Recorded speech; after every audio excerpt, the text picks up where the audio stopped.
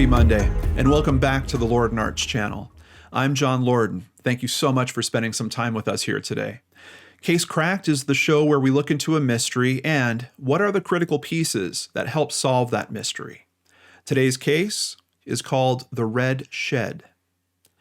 Todd and Amy Mullis lived a work-heavy but simple life on their hog and soybean farm in Earlville, Iowa. The two had been married for 14 years and had 3 young children, Tristan, who was the oldest, their daughter Taylor, and their youngest son, Wyatt. Amy had a previous career as a nurse before leaving to work the farm with the family. Her friends described her as bubbly and outgoing. Todd was more quiet and kept to himself while putting everything he had into the farm. On Saturday, November 10th, 2018, the family had just finished their breakfast when Amy, Todd, and Tristan went out to work, leaving the 2 smaller children in the house. One of the barns had to be cleaned and readied for a new batch of piglets. As the morning progressed, Amy started to become dizzy. Just days before, she had an outpatient surgery and had still not quite fully recovered. When Tristan became concerned, Todd suggested that she go back to the house and rest. On her way, he asked her to retrieve an animal carrier from the red shed nearby that would hold the piglets until they could be put into a pen. Sometime later, Tristan walked outside to get some air and a drink of water when he realized his mother had never returned with the carrier. Todd told his son to go check the red shed and make sure that Amy wasn't having trouble. As he walked the short distance, he could see that something was terribly wrong. Leading into the shed, face down on her hands and knees, was Amy, and she had a corn rake sticking out of her back. She was unresponsive, and Tristan immediately screamed for his father's help. When Todd arrived, he pulled the rake from her back, picked her up, and carried her to their pickup truck, where he placed her in the cab with himself and Tristan. As they left the farm, headed for the hospital, he called 911. The operator was surprised that Amy had been put in the truck and insisted that they pull over and wait for assistance. When officers arrived, they found no pulse and started CPR until paramedics came and transported Amy to a hospital in nearby Manchester. It was the same hospital she had worked at as a nurse for several years. Shortly after she arrived, doctors pronounced her dead. When he was asked what happened, Todd told doctors and investigators that he thought it was an accident and Amy had fallen on the 4-pronged rake. When an autopsy was performed, the medical examiner could clearly see that there were 6 punctures and found that Amy had been stabbed at least 2 times, possibly even a third. She also displayed injuries to her face, hands, and knees. The case was classified as a homicide. When questioned by police, Todd stated that on the day Amy died, she was cleaning lights in the barn by standing on a 5-gallon bucket. As time wore on, she started to become dizzy, and he insisted that she go to the house to rest after retrieving the carrier if she was able. He said that when Tristan found her, his first instinct was to help her, and to do that, he had to get her out of the shed. The opening was so narrow that he had to remove the rake from her back before moving her.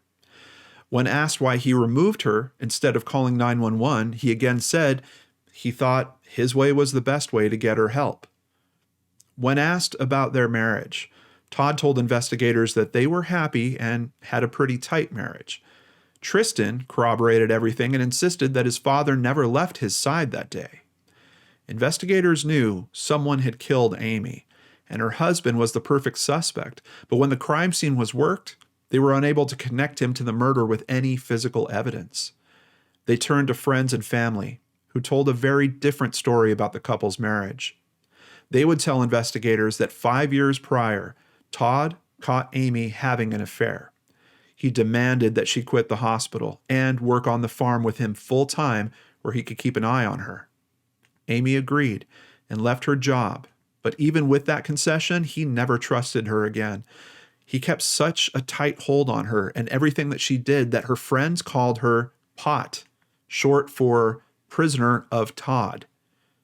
Her every movement was monitored, every phone call checked.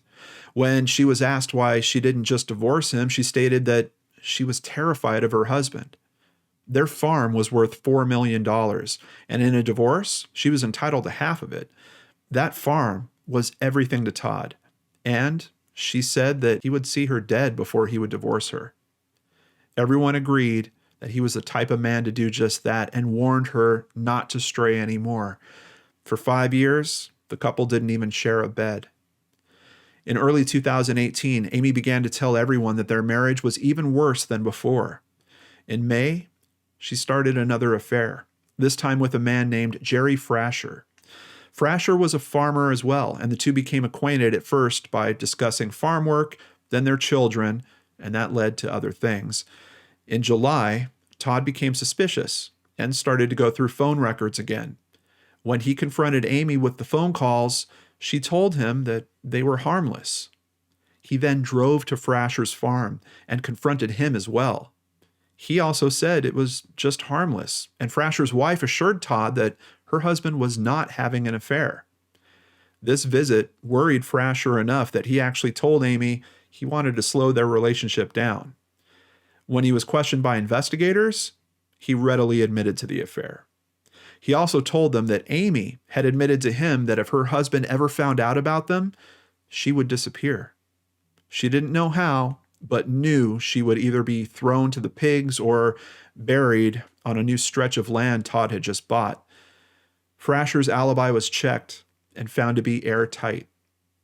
The day of the murder, he had been 45 minutes away at his home in Anamosa with his son.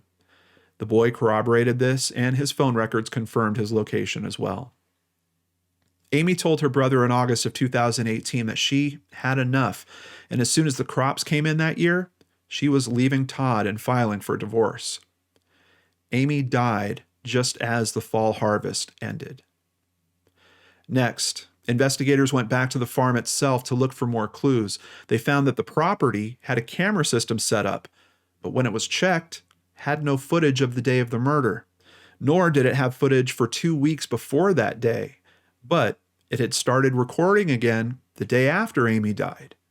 When Todd was asked why, he stated that their cats must have knocked down the camera antenna off the windowsill that it sat on. Investigators also found disturbing internet search terms on Todd's iPad.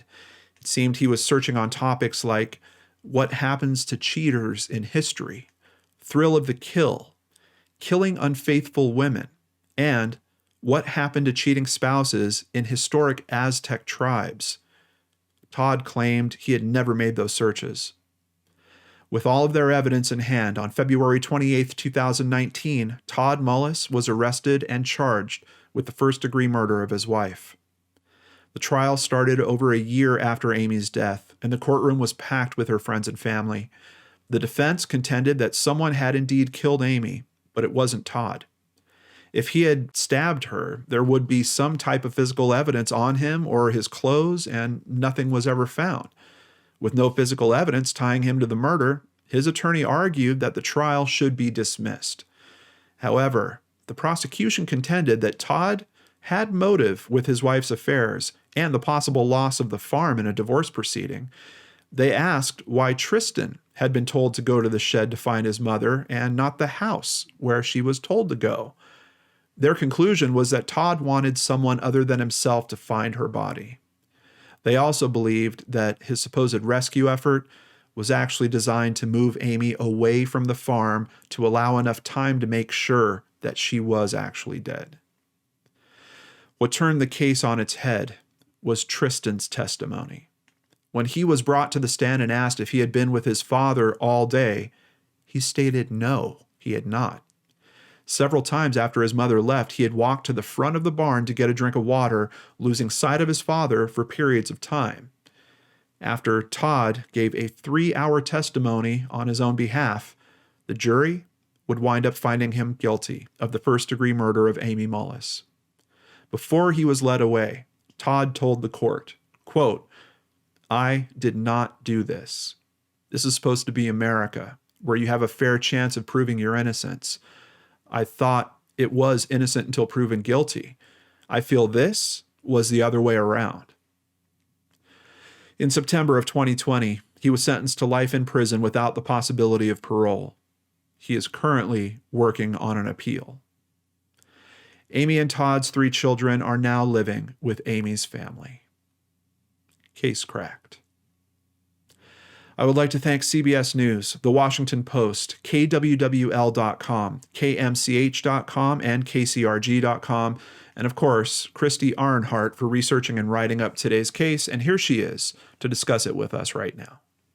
Well, Christy, very tough case on many fronts, but one of the things I'm really concerned about is the kids in this. Mm-hmm. How old is Tristan? Tristan was 14 years old in 2020, so he might have turned 15 by now. Wow. So at the time this is going on, that's actually a little bit before that. So he's only, 12, 13, somewhere in that range. Yeah. And his siblings are even younger. They're in the house when this is all going down? As far as I know, I never did find a report of what they did with the children. They were in the house to start with. I felt that when he put Tristan and Amy in the cab of the truck and took off, he might have intended to call family members after calling 911. I mean, the cab of a pickup truck is small, and I've read other reports that Tristan has been very traumatized by being in the cab of the truck like he was that way. So. Oh, yeah, it's terrible. It's terrible. And I'm also wondering if the children had any insight into if their mother actually made it back into the home at any point, or if they could, I know that they're going to protect those kids as much as possible. So you're probably not going to find that information in the media, but yeah, really terrible to think about that. And then to know that Tristan is in the cab of this truck, even if it is like a Super Duty or something like that. I mean, he's in there watching his mother die basically, or she might have already expired. So it takes my breath away to think about it. Yeah, really terrible. This is a case where the forensics seem like they're going to be pretty tough. It's almost like one of those cases where you've got a domestic violence issue within a home where, DNA and things like that don't really come into play very strongly because your spouse's DNA is already in the home as well. Finding his DNA on the rake or something like that, not going to be super helpful. Even the point of possibly finding like blood spatter or something on his clothing that might match to her. Like I could see that being used as part of an argument in a trial or something, but it's not really super definitive as well. So yeah, pretty tough on the forensics front. Did you have any thoughts on that? I am just amazed that there was no forensic evidence. Especially in a murder, it boggles your mind to think that there's not some blood spatter on his clothes. But from what I read, they didn't find anything. Yeah. And so because the camera system was down like it was, he cannot show if anyone wandered onto the property or not. Yeah. And you didn't bump into anything about Tristan, like noticing his clothing being changed or anything, his father's clothes changing. Yeah. No, nothing like that. It does make you think about it. But if he knew, like if he actually premeditated this, which I'm having the feeling this was sort of a premeditated act. It could be that he had something that he put on so that he wouldn't have that type of evidence on him, and then he got rid of that, like an apron of some kind or something along those lines. I don't know. Raincoat, yeah, that's very true. Yeah, and this camera, it always boggles my mind when you have like camera systems that just magically don't work on the most important day that they're needed. Yeah. But you made a point here. Actually, I think it's a really good point. If he was indeed innocent, that camera system could have actually backed him up. Yes. And he didn't seem too concerned about it. He was like, well, it happens. And it's like, well, that could prove you innocent. Yeah. Kind of reminds me a little bit of Michael Turney's take on the cameras that he was running in the house and how, I did have a tape of footage from that day, but I looked at it. There was nothing important on it, so I erased it. Yeah. And I'm also wondering about this. So the whole aspect of, first of all, being murdered using an object like that, I mean, it just sounds terrible to be hit in the back by a rake. But I keep thinking about the possibility, was she incapacitated first?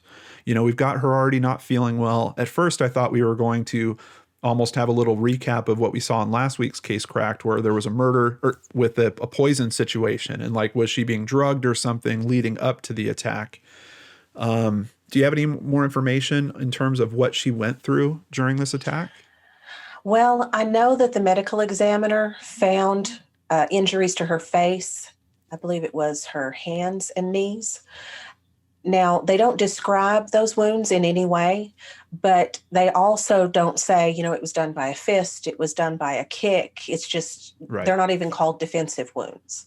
Okay. It almost seemed to me, with that opening being so narrow, she could have either been running down the opening away from him, or he could have already hit her with the rake and she was trying to make it away and fell. And that to me would explain the injuries that she got.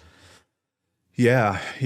It's one of those things I'm kind of confused. I don't know if this is like a premeditated thing that he had figured out and pulled off, or if this was really more of a rage thing. Did he hear her on a phone call to this guy again, and then that set him off, something along those lines? Or did that even play into her saying, oh, I'm not feeling well, I'm going to go back in the house? Was that kind of cover for her to, get on the phone again? Or I don't know. There's a lot of different aspects. The other thing is having Tristan being that age, the information that he's going to be able to provide, I think, is going to be limited in a way in terms of his home structure, his home life, not wanting to upset his dad. Like, if he saw regular abuse going on in that home regularly, is he really going to speak up and be the one that, is going to wind up at the end of that again? Mm-hmm. So yeah, it's a heartbreaking case on so many levels. I'm going to put the link in the description box down below for the Brain Scratchers page that we've put together on domestic violence as well, because this is certainly another one of those cases. And if you have friends that are going through that, please check out that link. We've put all kinds of great resources there. Yes. To help them through that. Definitely. So we heard at the end of the story, he's working on an appeal. Kind of curious what the grounds for the appeal are going to be, but sometimes it's just technical law stuff. It doesn't necessarily pertain directly to the elements of the case. Is there anything else going on the legal front here? Amy's family has filed a civil suit against him. Okay. I couldn't find anything else about it, but he's got a civil suit now. Yeah. And those can take a while, so there might not be an update on that for a little bit. All right. Well, thank you so much, Christy. We really appreciate you. And I've got some other people to thank right now. Thank you, PayPal supporters Amanda Beard, Melissa Heinbach, and Think Mutiny Publishing.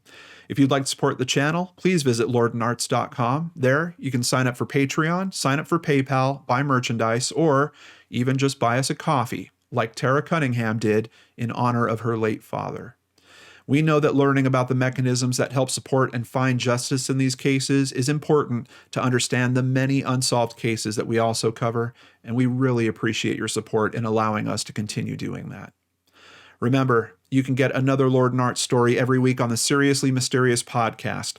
A new episode is coming tomorrow and every Tuesday after that. Visit www.seriouslymysterious.com and remember to subscribe on your favorite podcatchers. Also, don't forget to subscribe and hit that bell icon below if you'd like to catch one of our weekly Secret Studio live shows. And of course, I'll be back with a new unsolved mystery for you on Friday, right here on the Lord and Arts channel.